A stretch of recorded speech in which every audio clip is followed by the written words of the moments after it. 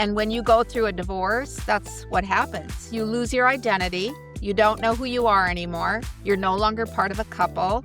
And I think in my case, I've been married 35 years. That was all I was in my identity. So that's a hard loss. You lose your home. You lose your neighborhood. If you have children, they may lose their school. You lose a lot of your friends because they have to, I guess, pick sides. So there's a huge amount of loss, and it goes on for quite a long time.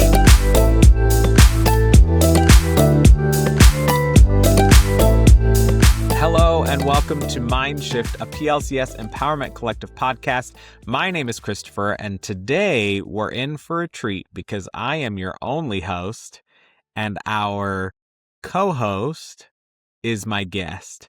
So last semester, she had the opportunity to interview me about an experience of mine, and so this time I have the opportunity to interview her about one of her experiences and what she learned from that. And so today it's a topic that's definitely sensitive for some folks. We touched on it last season, but we're going to be talking about the impact divorce can have on a family. And I have my own personal story about my parents' divorce and how that impacted our family. And I've had some friends get divorced, but everybody's experience is different. And I think sometimes we forget how far-reaching the grief can be for people that are involved, even second-tier, third-tier people involved in a divorce when it happens. But then also, I think sometimes we don't get to the part where we talk about what happens after. What happens after the pain? What happens after the grief? What happens after all of that? Because as cliche as it is to say, it does get better. And so I'm very excited to have an expert on the topic to chat with us about this today.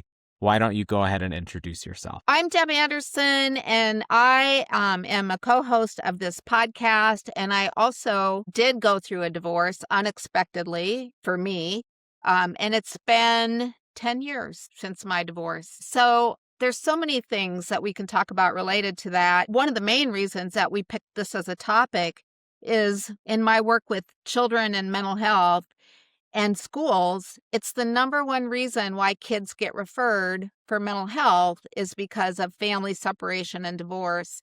And I think we have a tendency to minimize the effect of divorce on families. Well, and that kind of leads into the first thing that I wanted to talk to you about.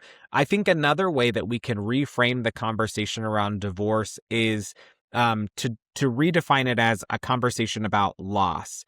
And so if we think about divorce as loss, what does that loss look like for the couple and for the family? The definition of trauma is loss of connection to yourself, to other people, to the community. And when you go through a divorce, that's what happens. You lose your identity. You don't know who you are anymore. You're no longer part of a couple. And I think in my case, I've been married 35 years. That was all I was in my identity. So that's a hard loss. You lose your home. You lose your neighborhood. Children, they may lose their school. You lose a lot of your friends because they have to, I guess, pick sides.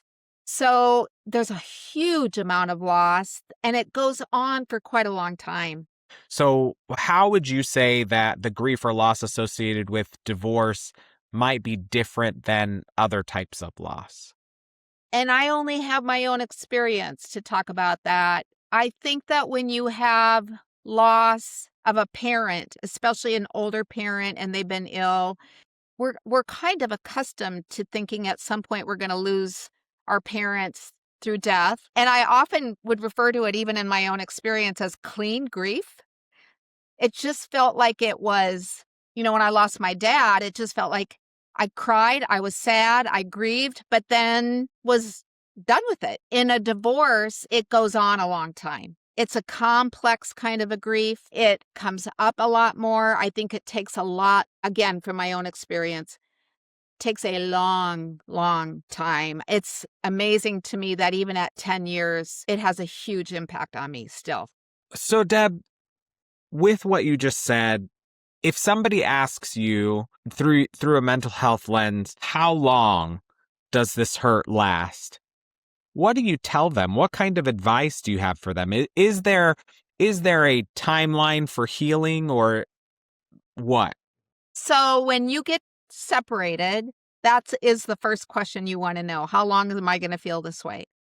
It is so devastating to feel that grief-stricken, depressed, sometimes suicidal, and you want to not feel that way. You just want to be able to breathe without feeling like your heart's breaking. And I asked everyone that I came into contact with if they'd been divorced, how long? How long am I going to feel like this?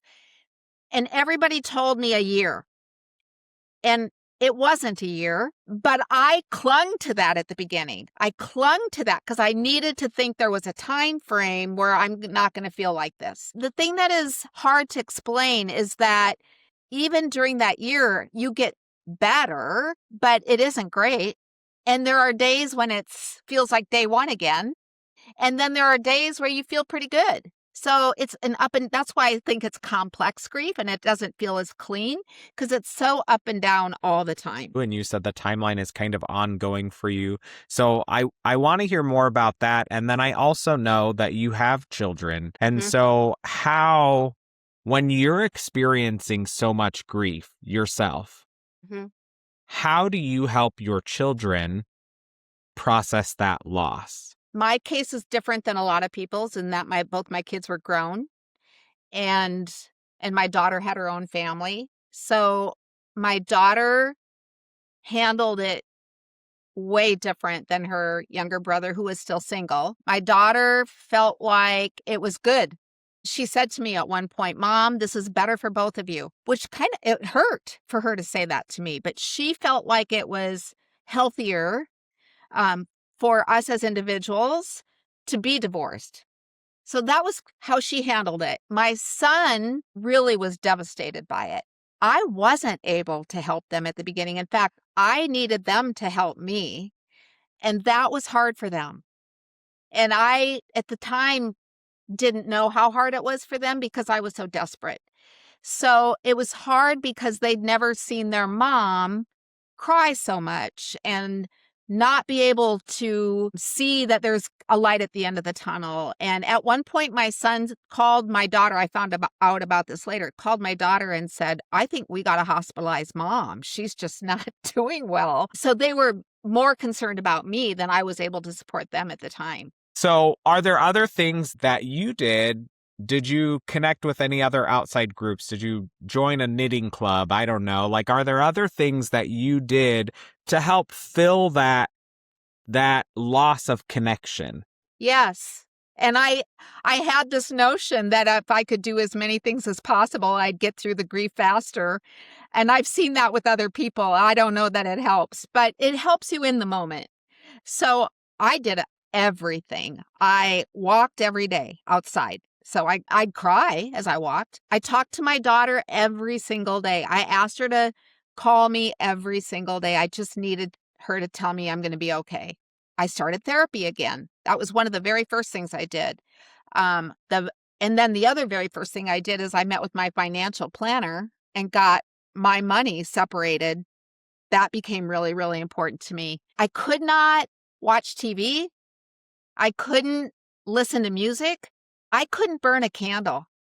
So anything that was sensory, my nerves were so raw, I couldn't tolerate it. I had a girlfriend who's, bless her heart, she stayed with me Monday through Friday and came to my house and slept in my apartment every night during the week. And because of her, one of the things she did for me that I will always be grateful for is she came to see me one day and walked in, and I was curled up in the fetal position on my couch and I could not move. And she was so worried that she called my mother in North Dakota and said, "You have to come." And so my mom came and ended up living with me for 9 months. And my mom, between that friend and my mom, I don't know if I'd be here. They really, really helped me a lot. So those are some of the things I did.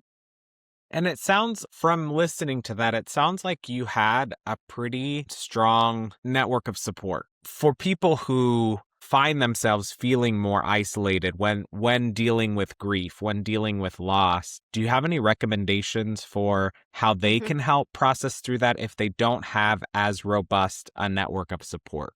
What surprised me is how my friends were there when I needed them. I could call, and I was so desperate for help that I did. I could call friends that I hadn't seen in years and say, "I am struggling. I don't know what to do. I need help." And thank God, Christopher, they're there for you. They are there for you. And all of them, without any question, I had 11 of them show up at my house and move me into my apartment. I mean, they just were there. For you, your ongoing story took a turn for the positive. What factors impacted your decision to open yourself up to a relationship again? I liked being married. I liked being in a committed relationship. I always had hoped I'd find another person. I did meet somebody, and it was somebody that I knew many, many years ago in a very casual way. And he had gotten divorced, and we were able to get together again. And we're now married.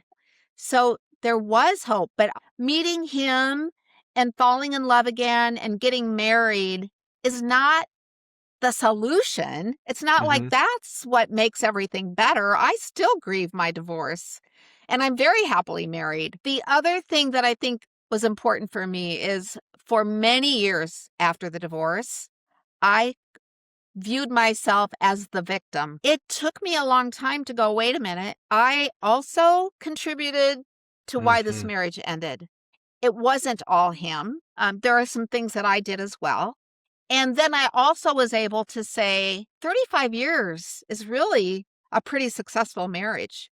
So that's kind of a win. I don't have to be ashamed or sad about that it ended. We we talked about how the actual divorce impacted your kids. How did being in a new relationship and ultimately getting remarried impact your kids?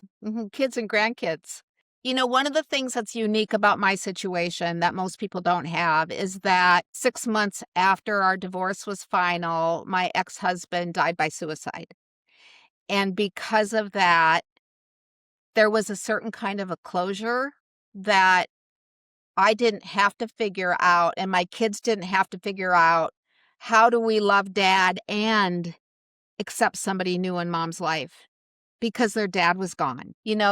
One really surprising thing that happened is about several months after he died, my daughter and I were on vacation together, and she said, "Mom, is it easier for you to have dad gone?" And I wasn't going to answer because how do I tell my daughter that, yes, I couldn't get closure until he died? I still looked for him everywhere. Yeah. And I finally just said, "Oh, I got to tell her the truth." So I said, "Yeah, it's easier for me that he's gone." And she said, "Mom, it's easier for me too." So that was different than what other families may face. But I think because of that, and because they saw how unhappy I was when I met my husband now, they saw such a different mom. And their biggest wish was that I would meet somebody who was good to me, who made me laugh again. And I wanted to make sure that the person I met loved my kids and grandkids. And that's what happened is he loves my kids and grandkids and my kids love him. Think that's such a hard space to be in, but I think it's so powerful the way that you and your daughter were able to find solace in one another in that way, and to what I imagine find some release of guilt Mhm. that you were probably feeling because you had the feelings that you were experiencing. So, thank you Yeah. for sharing that with us. And as we come close to the end of our time together, while still honoring the loss that was experienced, what gives you hope for families that might be facing this transition? I think that the thing that really gives me hope is knowing that that those friends are there, those supports are there, whether maybe it's more than friends. Maybe it is a therapist and a minister, your parents, whoever it is, that even if you feel like, oh my gosh, I haven't maintained those relationships, when you need people, they will be there for you. And I've seen it over and over and over. I have been so surprised at how open and loving people can be. And that has given me more hope than anything else. Well, thank you, Deb, for being so candid in our conversation today. And thank you, listener, for listening to Mindshift.